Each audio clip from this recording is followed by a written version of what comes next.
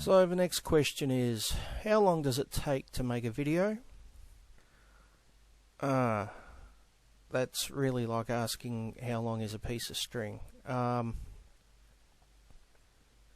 so I guess most of my videos are fairly long, say around an hour, with something like the Propaganda of Toxic Feminism, which I think is the series that most of you are familiar with. So let's go with something like that. That can take anything from 2 days, which is probably rare, to maybe a week, which is probably more common. It really depends on a lot of factors. My level of enthusiasm.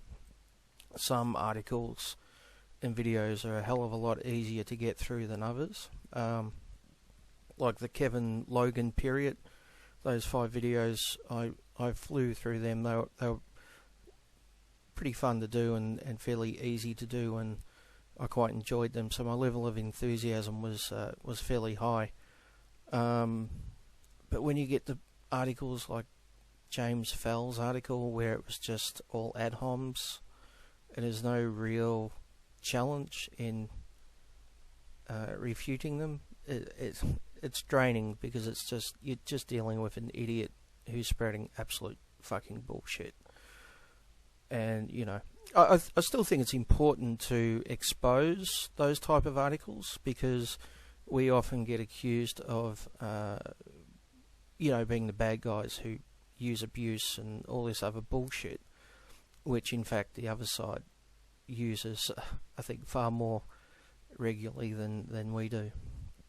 So I think it's important to expose articles like that, but they're definitely a lot harder to get through, and my level of enthusiasm is a lot lower for those type of articles. But that's not the only factor, of course. If I'm replying to a video, it tends to be a bit quicker than if I'm replying to an article. Then there's the level of research.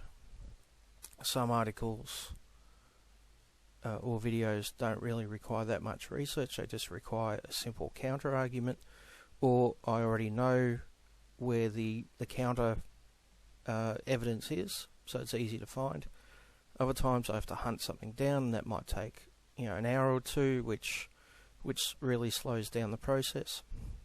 So, you know, it's a situation where 10 minutes of video can take maybe 2 or 3 hours, and then the next 5 minutes, you know, takes 5 hours. It's really unpredictable. And then there's things like the overlays. And each individual overlay doesn't really take that long, but when you have, you know, 50, 60, 100, I don't know how many overlays I have in some videos. I've never really counted them, but there's a lot of them, and that takes a lot of time to put them in and to animate them, and you know, to find where they start and where they stop, and to make them the right size. All those little things which you do repeatedly over and over and over, it all adds up and takes time. Actually, the overlays is one of the most time-consuming things in a lot of videos. That and if I have problems with a particular bit of research, but that's not always the case. It is always the case with overlays.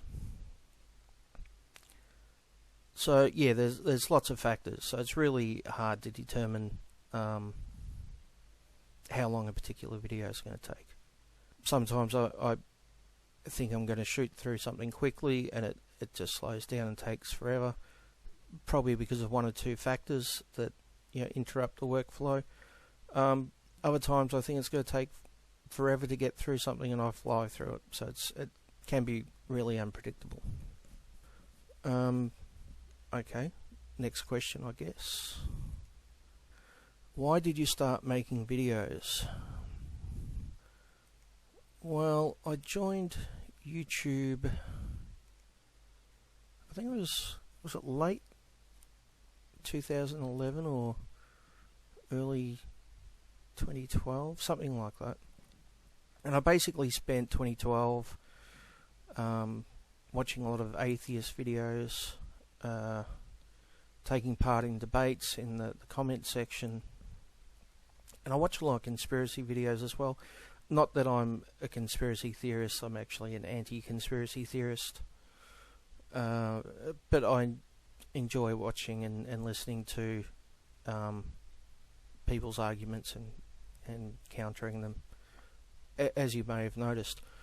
And I think it was around the end of 2012 that the elevator gate thing happened, and there was a bit of a crossover between the atheist skeptics on YouTube with the MRA community, which at that point I don't think I'd heard of.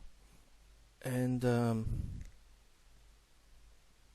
so I guess it was Rebecca Watson and all that bullshit that really opened the door into the community I'm presently part of.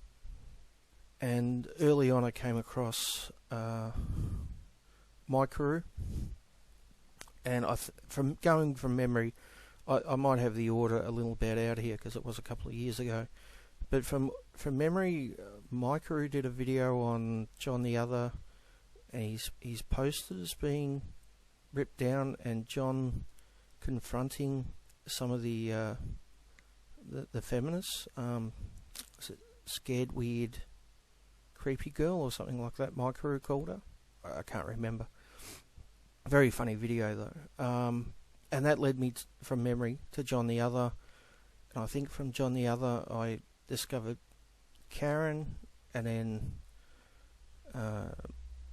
Alison Tiemann. Actually, the funny thing is, the first video of Alison's I ever saw was this.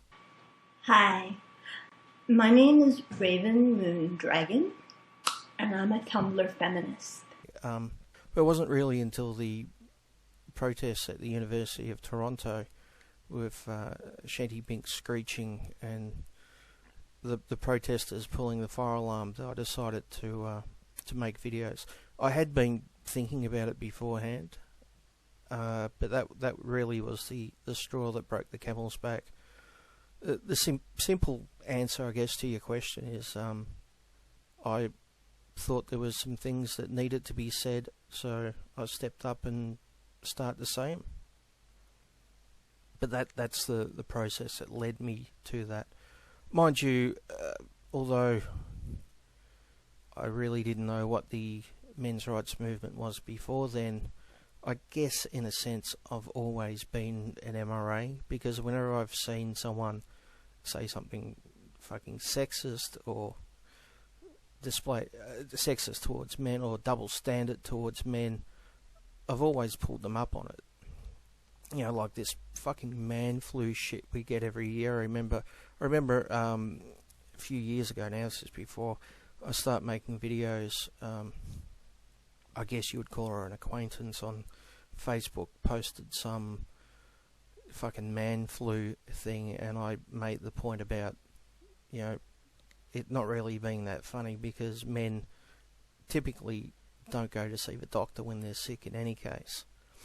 And, you know, she made some excuse that it's just a joke and I really shouldn't take it that serious and blah, blah, blah. But that's the double standard that I've always seen and always thought was bullshit. Because if someone had have done exactly the same thing about women, there would have been hell to pay. And it wouldn't have just been passed off as a joke.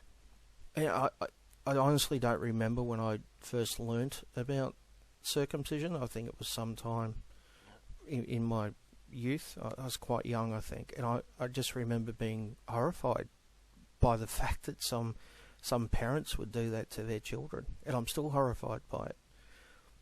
I know a lot more about it now, and I guess I'm probably more horrified about it. But it's always been something which just puzzled me, that people could actually do that to their kids. Next question. Why can't we drink the poison Kool-Aid? Well, here's the thing. The really unfortunate thing is, I think we all have to some degree. I think it's part of being part of Western culture. I know a lot of people who typically are reasonable and rational, but are still affected by the poison Kool-Aid. They'll still think that women are paid less for doing exactly the same job per hour than men, and you can't really blame them because it's just something they've been told over and over again by mainstream media and the powers that be. I remember a couple of years back now, just before my channel really started to take off on YouTube, I was catching up with a friend in the city having a couple of beers. I've known this guy since I was 15, so he's one of my closest friends, and we hadn't caught up in a while, so we're just, spending an afternoon having a couple of beers and having a chat. And he had seen that I'd been in a bit of a debate on Facebook with a friend of a friend. I really don't know who she is. I think she's some kind of radical feminist by the way she was arguing. But basically we're arguing about the wage gap and the fact that supposedly women get paid less for doing exactly the same job. And I pointed out all the reasons why that was, bullshit. So I'm sitting there and talking to my friend, and he said to me, everything you said about the wage gap makes perfect sense. But the one thing I can't figure out is, if what you said is true, then why is everyone still talking about it? Now, the funny thing is about this conversation, not 10 minutes beforehand, he was telling me how he thought I was only talking about the radicals, and the radicals have no power or influence whatsoever on the mainstream. He had this opinion that it was just, a handful of hairy armpitted radical feminists who hate men, and that's not, mainstream. They're just the fringe that no one really takes any notice of. Yet here he is 10 minutes later giving me the perfect example of how that's not true and how they are actually influencing the mainstream. So yeah, I think to some degree we have all drank the poison Kool-Aid, and well, if you watch my videos you see my skull soaking in the shit because Western culture is full of it, unfortunately. But my videos are a warning not to drink any more of it, and to find the cure to that amount that we've already drank. Next question. What can you tell us about future videos and the future in store for your channel? Well, I figure I might start using my voice a bit in more videos like this. That is, if it doesn't freak people out too much. But I might start doing some ad-lib stuff where I'm not reliant on a script. I can just talk off the top of my head. I'm also considering doing the occasional podcast and things like that. There's a lot of other YouTubers I'd like to do projects with who I'm a fan of. The propaganda of toxic feminism will continue for the near future. I think there's plenty of material for it, and as long as it's still relevant and not boring and there's a need for it, that will continue. It's become a bit of a backbone of my channel. If it ever gets too repetitive though, or whatever, I'll move on to something else. Yeah, what else? I've got a couple of things under my hat, but I think I'll keep them under my hat for the time being.